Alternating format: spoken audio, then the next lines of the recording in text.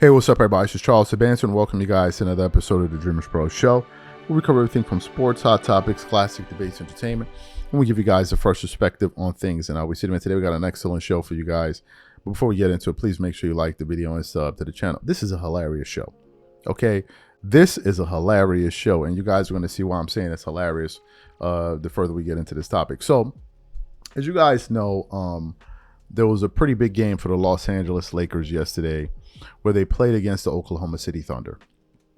And going into that game, obviously the Oklahoma City Thunder were the best team in the Western Conference. The Lakers were kind of oscillating up and down the standings, trying to figure out where they were going to stand in the Western Conference. So going into that game, I think most of us thought that the Oklahoma City Thunder were going to win the game. But obviously there was some scheduling stuff and all of that. But anyway, as I was watching the game, because I did watch it, the Lakers were on a historic tear, at least for their franchise. They were hitting every single thing from the three-point line. The Lakers ended up hitting 15 threes in the first half, which I believe was a franchise record or tying their franchise record. They hit 15 threes. That's like them hitting over an average of 7 threes a quarter. 7. And they ended up scoring 78 points in the first half, going 68% from the three-point line. In the first half alone, Austin Reeves had 3 threes. Luka Doncic had 5 in the first half. 5. LeBron had 1. All of these guys. And it was something that ended up creating such a deficit that ultimately the Oklahoma City Thunder could not overcome the deficit. They ended up hitting an additional 7 threes in the second half, finishing the game with 22 three-pointers made to the Oklahoma City Thunder hitting 12, and ultimately the Lakers ended up getting a very impressive win, 126-99. Now, I think it's also important that we say the Lakers are going to be facing these guys again the next time they play, right? So they won the game. And I know that a lot of Laker fans were excited, and justifiably so. You just beat the best team in the Western Conference. That's a very, very big win. And if I'm not mistaken, one of the other teams that they beat was the Houston Rockets. I could be mistaken, but I do believe that the Lakers beat the Houston Rockets recently. Yes, they did. 104-98. That was another stunner. So after that win, the Lakers were now the number 3 seed in the Western Conference. Fantastic. So what I've noticed is that nightcap, every time the Lakers win or lose a game, they usually go live to cover it. And on this particular episode, they had a special guest on there in Kenyon Martin. Now, if you know anything about Kenyon Martin from watching him from Gil's Arena, you know that he's not a fan of the Lakers, right? He's not a fan of the Lakers and all of that. So, and he made it clear he feels like there are other teams that are going to be better than them in the Western Conference playoffs. So what happened? As you guys know, there's something that usually happens when the Lakers win. There tends to be this kind of excitement that sweeps across sports media. And it starts in the first thing in the morning. Starts with Get Up, then it trickles its way all the way up to ESPN First Take. And then from there it goes all the way up to like shows like Speak for Yourself. It's just like, and in the facility, there's this general excitement. Hey man, this is impressive. What do you think about this impressive thing? This is impressive. So what do you think now? What do you think now? And it's this bubbliness in everybody in sports media because the Lakers won a very important game. So Shannon Sharpe, being part of the media and being part of the group of people that do that, tried to bring that same level of enthusiasm over to Kenyon Martin. And Kenyon Martin, being the typical Kenyon Martin that he is, as Shannon Sharpe was up there twerking it up, Kenyon Martin absolutely shut him down to his face on his show for him trying to overhype the Lakers beating the Oklahoma City Thunder. For those of you who didn't hear this exchange, I want to play it for you now. And then when I come back and continue on the show, take a listen to Kenyon Martin talking to Shannon Sharpe here. They did a great job. I think the best thing they did today, Kmart, is they kept Shea ass off the free throw line. And if you can do that, because you know he's going to normally get to the free throw line about 10, 15 times a game. But I thought they dominated this game. What did you like about what you saw from the Lakers today? They just used the experience, man. Young team early, on this early Sunday. Caught them young boys, man. Some of them boys went out last night, man. They didn't know the importance of the game. They already got the West under their belt, so they like, hey, man, we can afford this one, man. No, the Lakers did what they had to do. They came in and they put belt to them, you know what I'm saying? Like they should have. They need this win. They fighting for something. Oklahoma City already, they already locked in, man. So I think it meant more to the Lakers to come in and play this way than it did for Oklahoma City. Are you surprised at the margin of victory that the Lakers might have won? You said all that things being true. Okay, OKC probably not taking the game as serious as they normally would. That is an early game for them. They don't play very many games. What time is that? That'll be probably 2:30 that time. So they don't play very many games like that. They either play 4:30 or they play the late games being on the West Coast. But are you surprised by how well the Lakers played, considering this might be at some point in time, this might be a matchup in the playoffs? Listen, man, I ain't riding with your Lakers like you are, dog. I know what you're trying to do, man. Listen, dog.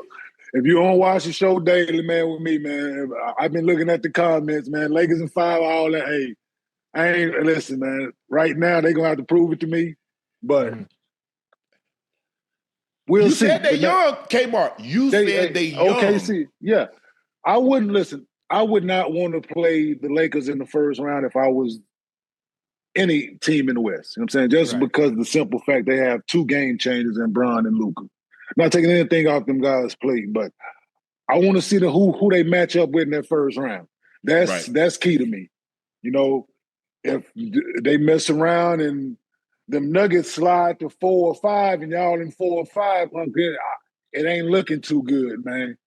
So it could be anybody. It could be the Nuggets. It could be Golden State, or it could be the Clippers. Because the Clippers have looked really good as of late. So it could be any one of those: the Nuggets, the Warriors, or the Clippers. So who do you think is the best matchup? Who do you think the Lakers least want to face, and who do you think says, okay, this is a nice matchup for us? I think they would want to face the Clippers. Yeah, I would stay away from Denver by all costs if I was them. I really would stay away from them. It's been proven when it's time on the line, they can't beat them. Right. So I would stay away from them. No matter who y'all had, Anthony Davis, who was a hell of a defender, he couldn't do with Nikola. So I would stay away from the Denver Nuggets at all costs. So Kmart, even though the Lakers have been hot lately, they got the momentum going to the play-in, going into the playoffs, whatever it may be, just so happen, hypothetically speaking, they do get the Nuggets. So you think the Lakers don't stand a chance at all if they have Denver in the first round? Ain't no chance at all. Me and Gil been going back and forth about this for weeks now, since the Luka trade. We've been going back and forth about this specific topic, and I'm not rolling. He's Luka the equalizer to Nicole. No, he's not. Right. I don't care what. There's no equalizer to Nicole in the National Basketball Association. Right. I don't care what y'all out there doing. This is where I disagree with you. I believe they can let Luka let Nikola. Nikola right now has 30, 37, 13, and 11, and they're down 10. So you can give him the problem that the Lakers were having. Yoke was getting his, but they were letting Murray get 30. They were letting Michael Porter Jr. get 25. That is where you run into the problem. Nikola, it doesn't matter. You could have Anthony Davis, you could have Joel Embiid, whoever you feel is a defensive center. Obviously, those guys are great two-way players. You can give him his 40, 15, and 15. But what you can't allow are the others. And that's what beat the Lakers. You look at Jamal Murray numbers against the Lakers. He's an all-star. He's an all-NBA player when he plays the Lakers, Kmart. Yeah, absolutely. So y'all should want to stay away from him at all costs because he's still there. I don't know if you know, he still played for the Nuggets, and Michael Porter still played for the Nuggets, and Aaron Gordon still played for the Nuggets. So and all Aaron Gordon only plays good against the Nuggets. But this is where this is what we got now. So you heard what Kenyon Martin had to say. What are my thoughts about this? I think Shannon thought that Kenyon Martin was ready to lather up and rub honey all over his belly. And Kenyon wasn't going for it. Now, the funniest part about it is we couldn't show you the clip because we don't own that content, obviously. But was the visual of it. As Shannon was talking, you could see Kenyon Martin getting like visibly kind of like annoyed. Like, okay, bro, I know you're about to be up here twerking it up. Like, bro, I'm not interested in all of that. Hence the reason he said to him, he's like, I don't know if you watch Gil's Arena at any point in time, but I don't be doing that twerking that they be doing. Right? Now, I don't know if Shannon knew that or not, but Kenyon Martin made it clear. Now, what are my thoughts about his reaction overall? Look, there are people out there that have different views about this thing, okay? Give you guys an example. Look at Marcus Morris Sr. Marcus Morris Sr. was just recently on ESPN First Take. His views were quite different than a lot of the things a lot of people have said. Marcus Morris Sr. said that he has more faith in the Lakers and the Clippers over the Oklahoma City Thunder. You listen to people like Charles Barkley, he'll tell you nobody's going to beat OKC and Cleveland and Boston and these guys. You listen to the next guy, they're going to tell you something different. So everybody has their own view on how things are going to ultimately play out. I think, however, what probably Shannon was expecting was, given the euphoria of that impressive win, he probably thought that Kenyon Martin was going to kind of ride the wave like most people normally do, and then start being hyperbolic and start saying, oh, they're going to win the championship for the next 10 years. And Kenyon Martin just wasn't going to do that. Now, Kenyon Martin does believe in the Denver Nuggets. I don't believe in the Denver Nuggets. He believes that they're going to be a nightmare matchup for the Lakers. Historically, yes. But this Denver Nuggets has been grossly inconsistent. Right now, they're the number 4 seed in the Western Conference. They have lost 4 games in a row. 4 games in a row. Is that how you want to end the season? On a losing streak or playing terrible basketball? Most teams in the Western Conference are playing great ball right now, not the Nuggets. They're 3 of 7 out of their last 10. The OKC is 8-2. The Rockets are 8-2. The Lakers are 5-5, but they're picking it up. The Clippers are 8-2. The Warriors are 7-3. The Timberwolves are 7-3. So most of these teams are playing great ball. The Nuggets aren't. And I'm not so sure the Nuggets can beat the Lakers if they would have played them. Now, obviously, Nikola Jokic is the ultimate equalizer, but the Nuggets have just not been able to show that they have what it takes to beat the Lakers right now. I'm sorry. Now, can they beat them? Obviously. But I wouldn't be going into that series picking the Nuggets just outright like that. I wouldn't do it. I'm sorry. I wouldn't do that. The Nuggets are not showing me that right now. They're showing me a lot of inconsistency. But this is my view. This is just my opinion. Obviously, Kenyon Martin has his own. For example, he said the Lakers should want to face the Clippers. Some people may feel like they shouldn't want to play the Clippers. I don't know. If the Lakers played against the Clippers in the playoffs, I think there's a possibility that the Lakers could beat the Clippers.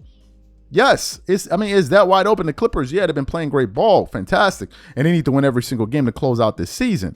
But that doesn't mean that, they can be beaten.